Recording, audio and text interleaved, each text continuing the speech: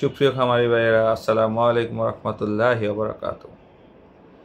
Bakaul agro ফার্মের page থেকে আপনাদেরকে সুস্বাগতম। আপনারা কেমন আছেন? আল্লাহর রহমতে আশা রাখি ভালো আছেন। আমরা আছি আলহামদুলিল্লাহ, আপনাদের দোয়ায় ভালো আছি।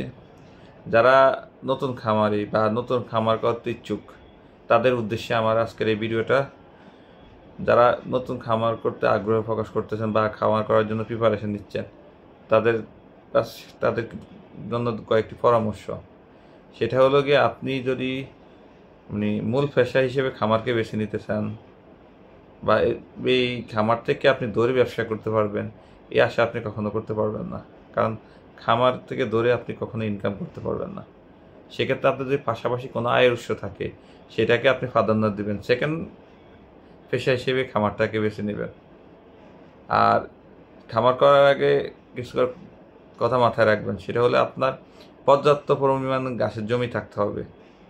ঘাসের জমি না রেখে কখনোই এই সেক্টরে আসবেন না, এটা আত্মঘাতী ছাড়া কিছু হবে না।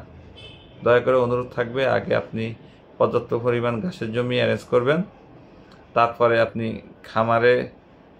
খামার শুরু করতে পারেন। খামার শুরু করার আগে আপনার খামারের ব্যবসাটাকে আপনি সেকেন্ড ব্যবসা হিসেবে নেবেন। আপনার যে মেইন ব্যবসা সেটা বাইরে ব্যবসাটাকে বেছে নেবেন, কারণ আপনি এই সেক্টর থেকে ধরে কোনো লাভ করতে পারবেন না।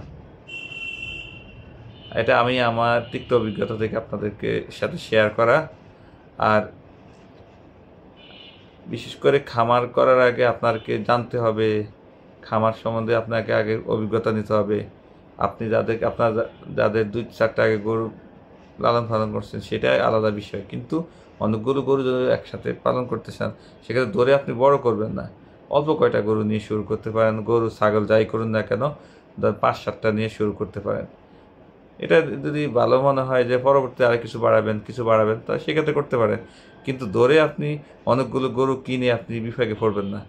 আর তারপরে আবার বলে রাখি আপনাদের কাছে অনুরোধ, আপনারা অবশ্যই পর্যাপ্ত পরিমাণ ঘাসের জমি রাখবেন। তাহলে আপনি এই ব্যবসাতে আপনি টিকতে পারবেন না। মার্কেটে যে পরিমাণ খাবারের দাম, আপনি কোনোভাবে টিকতে পারেন, আপনার বিশাল ক্ষতি হয়ে যাবে। আমি এই পেজ থেকে বিভিন্ন ধরনের ভিডিও দেবো আপনাদেরকে। যদি আপনারা আমার এই ভিডিও দেখেন তাহলে উপকৃত হব। আমি আমার যে তিক্ত অভিজ্ঞতা, সেই অভিজ্ঞতার আলোকে আপনাদের সামনে আসলে কথাগুলো বলা। কারোকে অনুৎসাহিত করতেছি না, আপনারা করুন, কিন্তু আপনার সেকেন্ড ব্যবসা হিসেবে এটাকে আপাতত বেছে নিয়ে তারপরে এই ব্যবসায় নামেন। আপনার কাছে যদি 5 লাখ টাকা পুঁজি থাকে সেক্ষেত্রে আপনি 2.5 লাখ টাকা দিয়ে আপনি খামারে ব্যবহার করবেন, আর 2.5 লাখ টাকা অন্য একটা সেক্টরে আপনি ইনভেস্ট করবেন। এটার উপর সম্পূর্ণ ডিপেন্ডেন্ট হওয়া যাবে না। আপনাদের কাছে আবার অনুরোধ। ধন্যবাদ কষ্ট করে ভিডিওটা দেখার জন্য। আসসালামু আলাইকুম রহমতুল্লাহি ওয়া বারাকাতুহু। সবাই সুস্থ থাকবেন, ভালো থাকবেন। আল্লাহ হাফেজ।